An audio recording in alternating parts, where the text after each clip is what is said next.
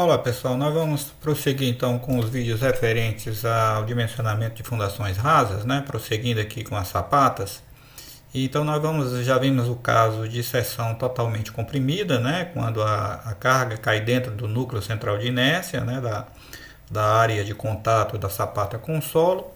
E nesse vídeo nós vamos ver um caso de sapata, né? Que tem seção parcialmente comprimida, né? Às vezes as situações podem ocorrer porque há uma limitação, né, nas dimensões da sapata para não, por exemplo, interceptar com outra fundação, né, da mesma obra, né, o espaço reduzido dentro do terreno, né?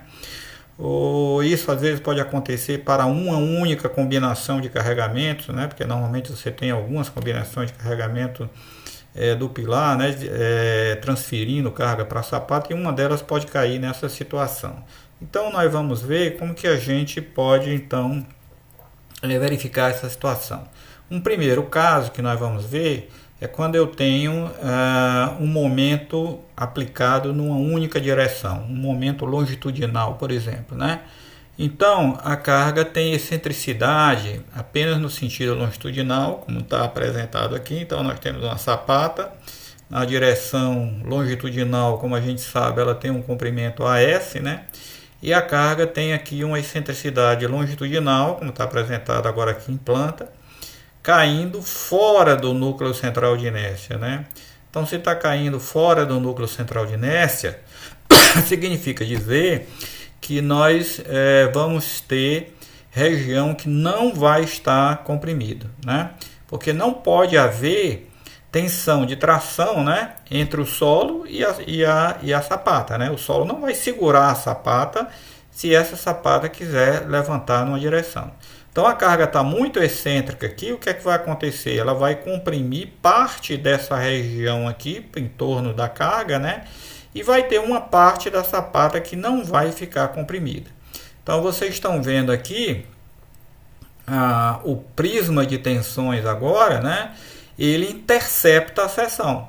Naqueles outros casos anteriores eu tinha sigma 3 positivo e sigma 4 positivo, né? Todas as quatro tensões nos quatro bordos da seção da sapata eram positivos. Então agora isso não vai acontecer, né? Então é como se o prisma de tensões agora vai interceptar aqui a nossa sapata numa posição que a gente vai chamar linha neutra, né, que é o ponto de tensão nula. E aqui a gente marca só o prolongamento dessas linhas, né, mas na verdade tudo isso aqui é fictício, né?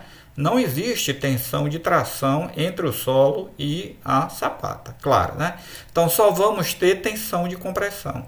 Então essa tensão de compressão resultante desse prisma de tensões aqui, né, tem que ser igual ao valor da força aplicada, né, e passar e ter o seu centro de gravidade justamente passando pelo ponto de aplicação da carga, que é dado pela coordenada aqui, pela essa excentricidade longitudinal, né, por esse ponto aqui.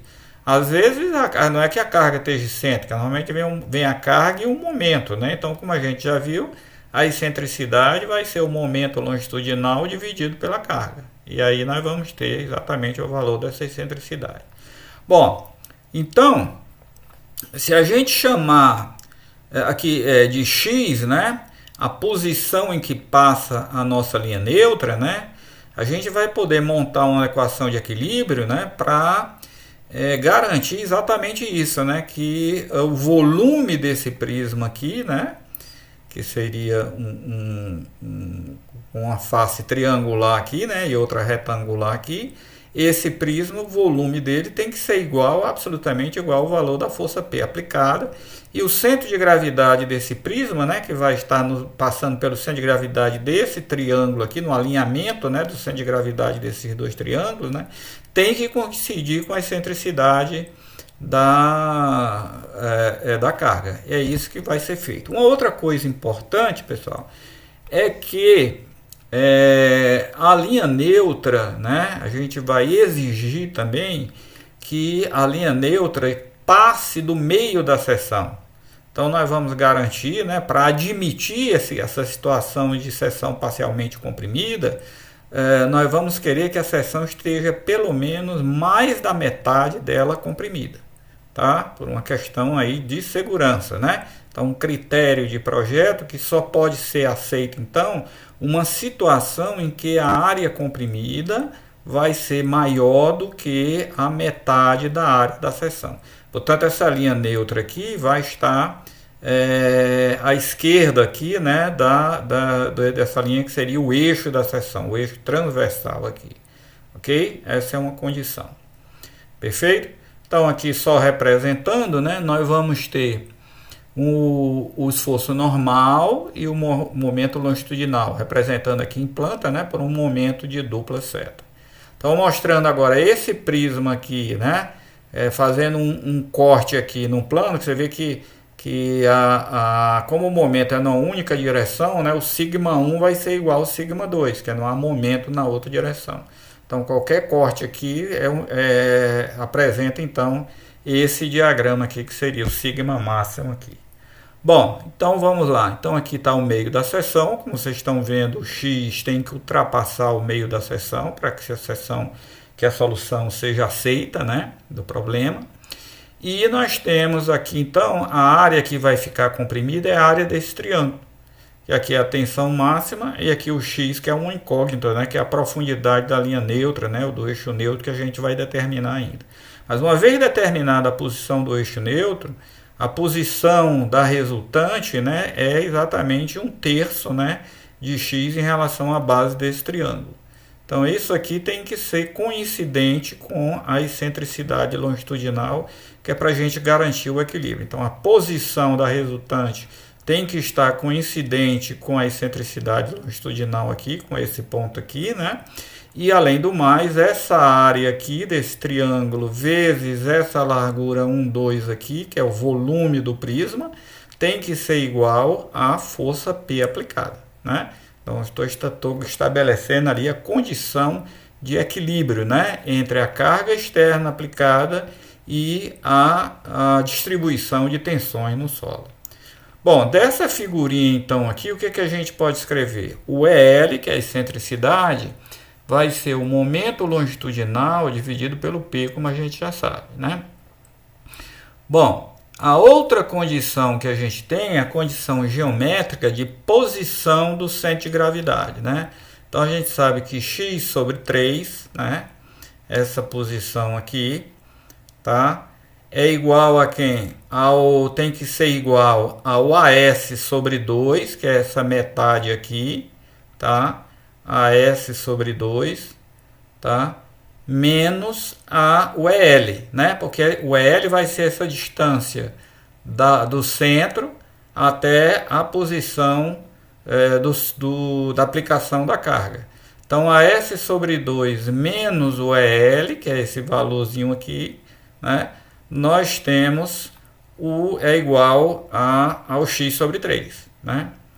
A S sobre 2 menos EL é igual a x sobre 3 da condição geométrica.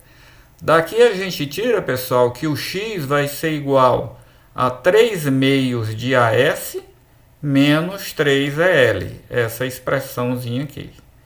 E é tudo conhecido, né? O AS já é conhecido, supondo o AS conhecido, e o EL também conhecido, que é um dado do problema. Com isso, a gente tira o valor de x, né? Conhecendo o valor de x. A outra condição é que a área desse triângulo agora aqui, né, multiplicado pela largura da sapata na outra direção, que é o BS, né, tem que ser igual ao valor da carga P. Então é isso que é colocado aqui, né? Aquele triângulo vai ter que área o sigma máximo, né, que esse valor aqui é o sigma máximo, vezes o x dividido por 2 vezes o BS vai dar carga. É isso que está colocado aqui, ó. Sigma máximo vezes x sobre 2 vezes BS. É igual a P, né? Seria igual ao esforço normal aplicado, né? Daqui a gente tira, né, quem é a tensão máxima no solo. Vai ser 2N dividido por x dividido pelo BS da sapata. A gente pode escrever também qual é a tensão máxima no solo, né? substituindo o x por essa expressão que a gente acabou de deduzir também lá da condição, obrigar o x a passar pelo o triângulo, né, a ter um centro de gravidade coincidente com a posição da carga. Então, você substituindo o x, você fica com a única equação dependendo do AS, do BS e da excentricidade longitudinal. Tá? Então, a gente consegue ter uma solução fechada, quer dizer, coincida as dimensões da sapata, o esforço normal e a excentricidade dele, a gente consegue determinar a tensão máxima no solo, né, para esse caso da seção que está parcialmente comprimida. Mas essa expressão só é válida se eu tiver um único momento, né, numa direção, ou na direção longitudinal ou na direção transversal, né, que aplicar na direção transversal também seria a mesma coisa, só que tomar agora esse lado aqui como AS e o outro como B, e o outro como BS, né? Seria simplesmente trocar as variáveis aí. Bom, e a condição, né, também que a gente já tinha falado, é que não se deve tomar um x menor do que AS sobre 2 para se garantir que no mínimo 50% da seção esteja comprimida. Então, essa condição, nós temos o valor de x, esse valor de x tem que ser maior do que AS sobre 2. Então, para que isso seja atendido, a gente tem que a excentricidade longitudinal tem que ser menor do que o AS sobre 3. Ou se eu estiver procurando o AS, eu posso dizer que o AS, né, ele tem que ser maior do que 3 vezes a excentricidade longitudinal. Posso usar essa equação aqui, tanto conhecendo o AS para achar quem é o EL máximo, né, que vai garantir isso, né? Ou o contrário, né? Eu tenho um EL e quero achar o AS para que a seção fique pelo menos mais de 50% comprimida. Ok? Então, esse é um primeiro caso assim que a gente estuda, somente de seção parcialmente comprimida, né? Com momento aplicado numa única direção, porque esse caso tem uma solução matemática fechada, né? Relativamente simples de ser resolvida, tá? Vamos aproveitar e emendar agora nesse mesmo vídeo aqui um exercício, né, que trata justamente de um problema desse tipo. Então vamos lá, vamos imaginar que a gente tenha agora aqui, tá, um exercício, um exemplo, né, sapata parcialmente comprimida. Então nós vamos ter um pilar que tem o A do pilar é 50, o B do pilar é 30, né? Então um pilar retangular, em que eu tenho uma carga, um esforço normal de 800 kN, tá? E um momento longitudinal de 280 kN. Então está aqui a dupla seta, então só tem um momento numa direção. Acontece que quando eu vou fazer a fundação desse pilar, eu tenho uma limitação para o AS, tá? Que é o comprimento longitudinal da sapata. Pode ser porque entraria em conflito com outra fundação, como já falei, pode ser porque avança no terreno do vizinho, né? Então, a limitação que foi colocada é que o AS tem que ser menor do que 1,80 m, 180 centímetros, tá? E aqui nós vamos tratar de uma situação em que eu tenho uma tensão admissível aqui um pouco mais folgada, né? De 400 kPa, né? De 4 kg por centímetro quadrado. Bom, vamos enfrentar então agora esse problema. Então vamos fazer aqui primeiro uma verificação, né, da situação das tensões no solo. Primeira coisa que a gente calcula, pessoal, o que é a excentricidade, tá? Então eu tenho um momento de 280 kN dividido por uma carga de 800 kN me dá uma excentricidade de 0,35 metros ou 35 centímetros apenas no sentido longitudinal, né? Que não tem um momento na outra direção, tá? Bom, primeira condição que a gente verifica vamos saber qual é a sapata, qual a dimensão do AS eu precisaria ter, né? Para que a seção fique totalmente comprimida. Né? Para que a seção fique totalmente comprimida, é preciso que a carga caia aqui nessa quinazinha aqui do núcleo central de inércia, né? Essa quinazinha do núcleo central de inércia. E quanto que é essa distância daqui para cá, né? É o AS sobre 6, aqui novamente está colocado incorretamente, AS sobre 3 não, aqui é AS sobre 6 e BS sobre 6, tá? Então essa distânciazinha aqui seria AS sobre 6, né? Que seria o limite, né? Para que a seção fique totalmente comprimida. Então é isso que é feito aqui. Qual seria o AS mínimo que a gente deveria ter para que a seção fique totalmente comprimida? Então, imaginando que o ponto está no final do núcleo central de inércia, então esse comprimento aqui seria 1/6 da dimensão da sapata na direção longitudinal, que é o AS. Então o AS deveria ser quanto? 6 vezes essa distância. 6 vezes 0,35 dá 2,10 metros. Então precisaria de um AS de 2,10 metros, tá? Então uma dimensão de sapato de 2,10 metros para garantir que a seção fique totalmente comprimida. Mas eu posso usar 2,10 metros? Não, né? Porque foi imposta aqui uma limitação para o AS de 1,80 m. Então não posso colocar 2,10. Então eu já sei, né, que eu vou estar diante de uma situação nesse caso aí, de uma sapata, né, parcialmente, com a seção parcialmente comprimida. É como está dito aqui, né? Como o limite para a S é 1,80, teremos uma situação de área parcialmente comprimida. Agora vamos examinar uma outra coisa. Qual seria o limite, né, para termos pelo menos 50% da área comprimida, né? Então essa condição foi a última coisa que a gente viu aqui, né? Que é essa relação. O EL tem que ser menor ou igual a S sobre 3. Ou o AS tem que ser, né, olhando da direita para a esquerda, o AS maior ou igual a 3 vezes a excentricidade. Então foi isso que foi feito aqui. Ó. O AS tem que ser pelo menos maior do que 3 vezes a excentricidade longitudinal para que a seção fique parcialmente comprimida, mas com uma área comprimida maior do que a metade da seção. Então, fazendo essa continha aqui, 3 vezes a excentricidade dá 1,05 metros.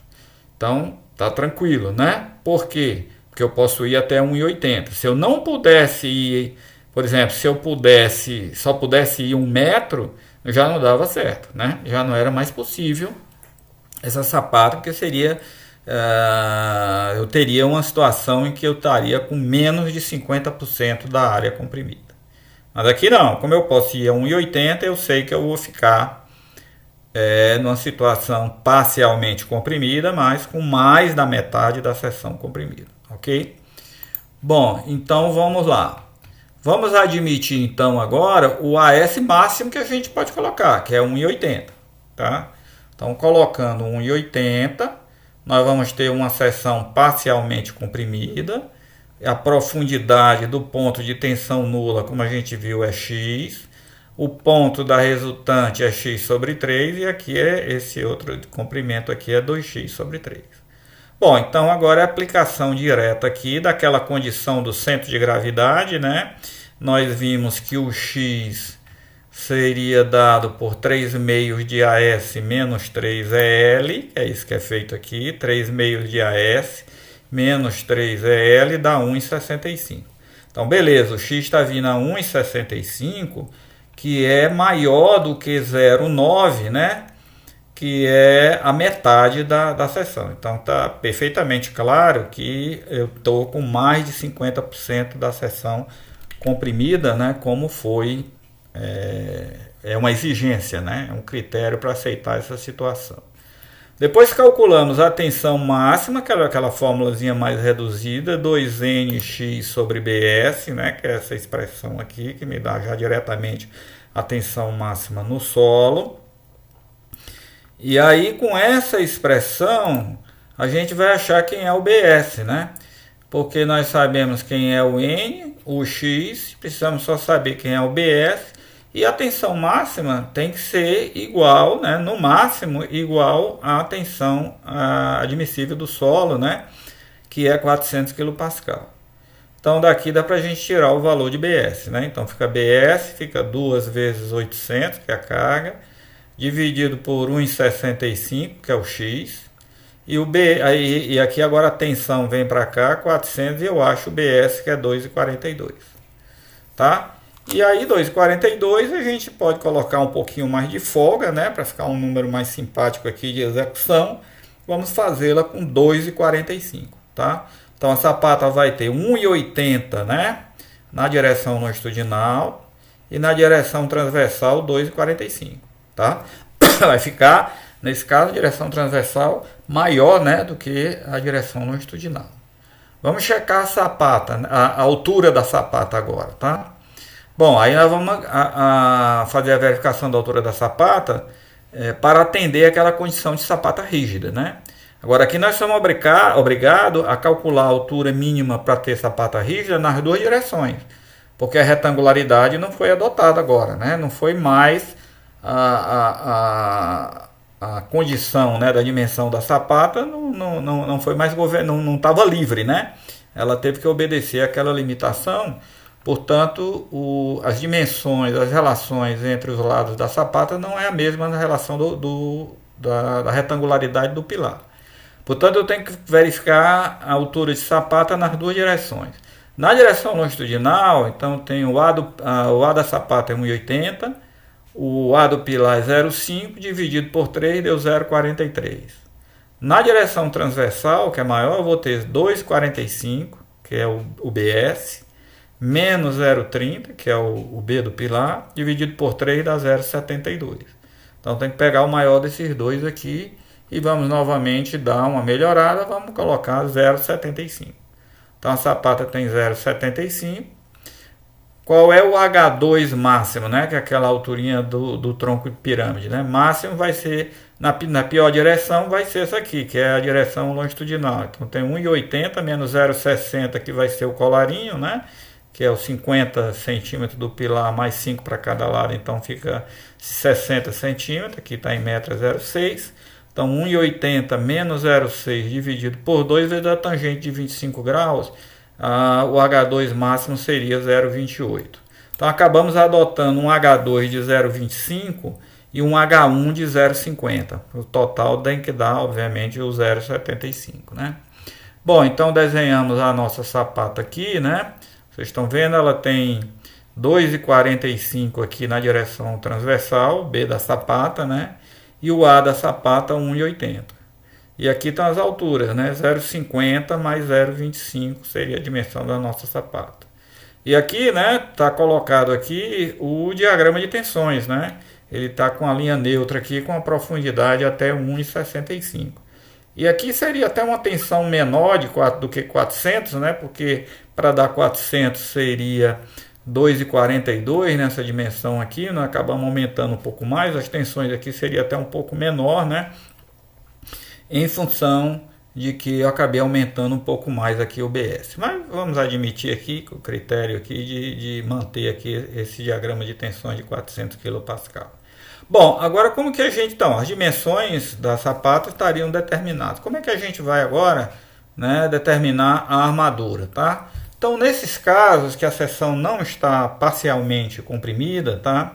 Eu faço uma sugestão de considerar a tensão máxima como se a tensão máxima fosse constante, né, ao longo ou em toda a região que está comprimida, tá? Uma simplificação, que na verdade poderia ser feita a integração aqui correta, né, dessas tensões, tá? Até para achar os momentos numa direção e na outra. Não teria o menor problema, essa integração poderia ser feita, por exemplo, naquela seção de referência aqui, né, a 0,15 do pilar, como a gente fez para a seção totalmente comprimida, eu ficaria de novo com um trapézio aqui nessa direção, sem nenhum problema de cálculo, tá?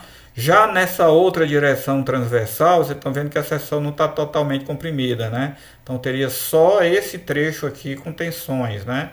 Então teria que fazer essa integração até aquela seção de referência aqui a 0,15 do B do pilar. Poderia ser feito tudo isso sem nenhum problema, mas eu acho uma solução mais prática e mais segura, aí fica bastante a favor da segurança, né? Que é admitir então que eu tenha a tensão máxima uniformemente distribuída nessa área que está parcialmente comprimida, e aí facilita o cálculo dos momentos, né? Vamos lá, então na direção longitudinal, pessoal, a seção de referência, né, passaria por aqui assim a 0,15 do A do pilar. Então é isso que é feito aqui, né? Quem vai ser o novo X agora aqui, né? X vai ser, então na direção longitudinal, que é 1,80 da sapata, menos 0,50 do pilar sobre 2, mais 0,15 do A do pilar, que é essa dimensão aqui, que é 50 centímetros. Então a seção de referência, né, em relação a essa face, vai estar passando a 0,725, que é o valor de X. Quem é a carga? É a tensão, que é 400, multiplicado por essa largura toda aqui, que é 2,45, né? Então ficou Q vezes 2, Q seria 400, que é a tensão, vezes 2,45, que dá 980 kN por metro, né? Que seria essa carga que vai dar o momento longitudinal. Então perceba que a gente fez essa hipótese simplificadora de considerar que nessa área todinha tem uma tensão constante, né, de 400 kPa.